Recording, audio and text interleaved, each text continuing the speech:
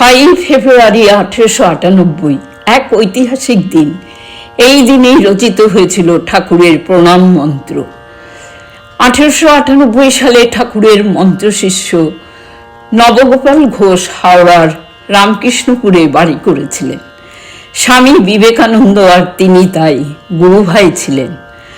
সারাদিনে একবার গুরুদেবের নাম নিতে হবে, এই ভাবনা থেকেই তিনি বাড়ি করেন রামকৃষ্ণপুরে, যাতে কাউকে বাড়ির ঠিকানা বলতে গেলেই নিজের থেকেই মুখে চলে আসে গুরুদেবের নাম। তার সেই বাড়িতেই শ্রী রামকৃষ্ণদেবের মন্দির স্থাপনা করতে 1898 সালের 6ই ফেব্রুয়ারি মাঘী পূর্ণিমার দিনে এসেছিলেন স্বামী বিবেকানন্দ। নবগোপাল বাবু ও তার স্ত্রীর ইচ্ছে ছিল স্বামীজিকে দিয়েই মন্দির স্থাপনা করাবেন। স্বামীজি আগের বছরে বিলেত থেকে কলকাতা ফিরেছেন। নবগোপাল বাবু সমস্ত গৃহী ভক্তদের এবং সন্ন্যাসী ভক্তদের নেমন্তন্ন করেছিলেন এই অনুষ্ঠানের জন্য। বিশাল আয়োজন করেছিলেন তিনি। বাড়ি ফুল দিয়ে সাজানো, গেটের দুদিকে কলা গাছ স্থাপনা করা হয়েছে। নবগোপাল বাবুর মনে বিরাট আনন্দ এবং মাঝে মাঝেই তিনি জয়রাম জয়রাম বলে উচ্চস্বরে চিৎকার করে উঠছেন। স্বামীজি আলমবাজার মঠ থেকে 3টে ডিঙি ভাড়া করে সমস্ত বালক ব্রহ্মচারী ও সন্ন্যাসীদের নিয়ে রামপুর ঘাটে এসে উপস্থিত হলেন। স্বামীজির গেরুয়া বসন, মাথায় পাগড়ি এবং খালি পা। নৌকা থেকে নেমেই তিনি একটা গান ধরলেন এবং তিনি নিজেই একটি খোল বাজাতে লাগলেন। পেছনে আরও কয়েকজন খোল বাজাচ্ছেন। সে এক অপূর্ব পরিবেশের সৃষ্টি হলো। কীর্তন করতে করতে স্বামীজিরা এগিয়ে চলেছেন নবগোপাল বাবুর বাড়ির দিকে। সেই সময় স্বামীজিকে দেখতে রাস্তার দুপাশে অনেক লোক জড়ো হয়েছিল।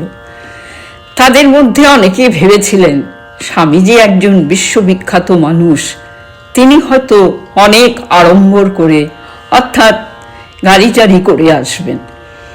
কিন্তু ওই রকম খালি পায়ে খোল বাজাতে বাজাতে যাচ্ছেন।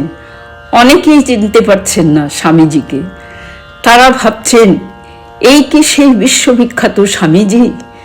সকলেই স্বামীজির এই সরলতায় মুগ্ধ হলেন এবং সকলে মিলে একসাথে জয় রামকৃষ্ণ বলে ধ্বনি দিতে লাগলেন। গোটা রামকৃষ্ণপুর সেই সময় রামকৃষ্ণের ধ্বনিতে মুখরিত হয়ে উঠল। এইভাবে গান গাইতে গাইতে স্বামীজি পৌঁছলেন নবগোপাল বাবুর বাড়িতে। স্বামীজি কিছুক্ষণ বিশ্রাম নিলেন, তারপর গেলেন ওপরের ঘরে, যেখানে ঠাকুরের মূর্তি প্রতিষ্ঠা করা হবে। সেই ঘরে গিয়ে স্বামীজি দেখলেন ঘরটি একদম মার্বেল দিয়ে বাঁধানো এবং পূজার উপকরণ অর্থাৎ পূজা করতে যা যা লাগবে সব সঠিকভাবে সাজানো। তা দেখে স্বামীজির খুব আনন্দ হলো এবং স্বামীজি খুব প্রশংসা করলেন।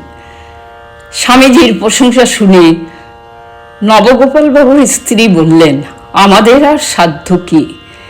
সামান্য ঘর, সামান্য অর্থ, আপনি আজ ঠাকুরকে প্রতিষ্ঠা করে আমাদের ধন্য করুন। স্বামীজি ছিলেন কৌতুক প্রিয় মানুষ। মজা করে স্বামীজি উত্তর দিচ্ছেন, ঠাকুর তো এই মার্বেল পাথরে মোড়া ঘরে 14 পুরুষে বাস করেননি। সেই পাড়াগায়ে কুড়ে ঘরে জন্ম, কোনো প্রকারে দিন কাটিয়েছেন।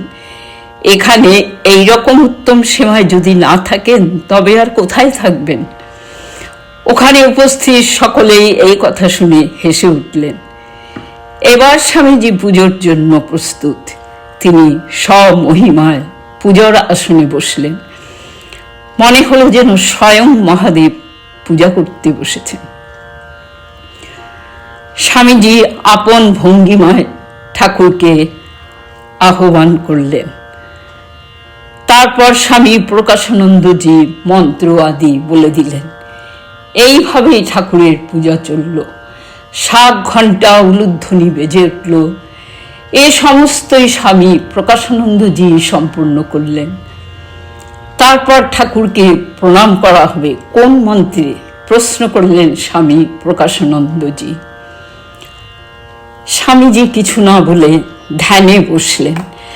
কিছুক্ষণ ধ্যানমগ্ন থাকার পর তার সেই গম্ভীর কণ্ঠে উচ্চারিত হল, ওম স্থাপকায় চ ধর্মস্ব সর্বধর্মস্বরূপিণে অবতার বরিষ্ঠায় রামকৃষ্ণায় তে নমঃ।